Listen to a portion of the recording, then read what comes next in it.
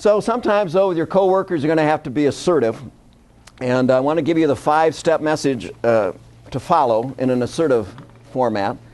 Because sometimes you're going to have to get it out in a difficult conversation or a difficult situation.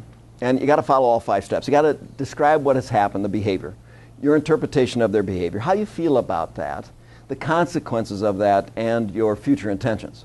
So it'd be, let's say on break, one of you comes up to me and says, so you still teach speech classes and public speaking? I go, yep.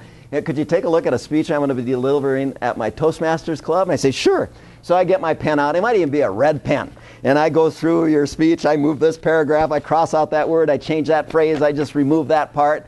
And he said, what do you think of my speech? I said, I think it's great. Here's a couple suggestions. And you go, wow, you're critical. Now, this is what I need to be prepared to say at the bottom of that page. When you said I was critical after you asked me for my honest opinion, that's the behavior. It seemed to me that you really didn't want to hear a critical remark. That's my interpretation. So how did I feel? Stupid. For being honest. That's the feeling. Now I'm not sure whether I should tell you what I'm really thinking the next time you ask. That's the consequence. So I'd like to clear it up right now. Would you like me to tell you what I really think or not? That's assertive. Now, sometimes you'll get through the behavior, interpretation of it, and how you feel. You know what people are going to say? You shouldn't feel like that. You go right back to it. When this happens, this is how I interpret it. This is how I feel. These are the consequences, and this is what I intend to do in the future.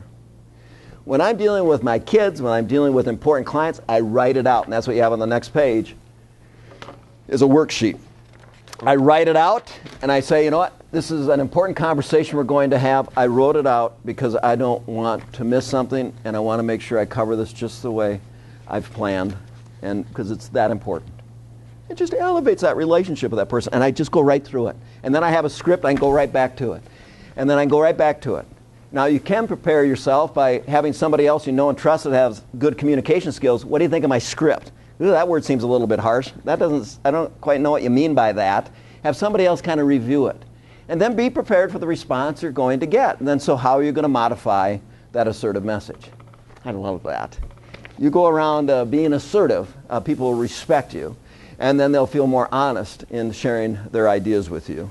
Because they know it's always going to be positive. It's always going to be out in the open and comfortable.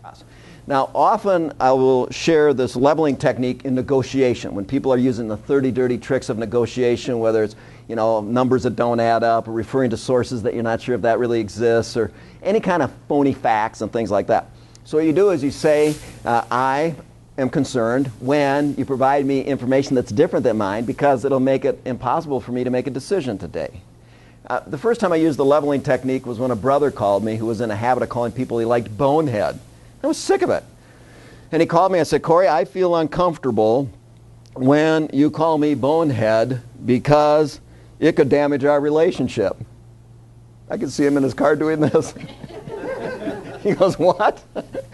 I said, I feel uncomfortable when you call me bonehead because it'll damage our relationship. There's a long pause, and he goes, really? I go, yeah. He hasn't called me bonehead since. I was sick of it. Tell them. I'd rather tell people how I feel instead of them guess. Just describe the behavior because you could have filmed that. And then the consequence, if it's realistic, they'll have to accept that because that is the consequence.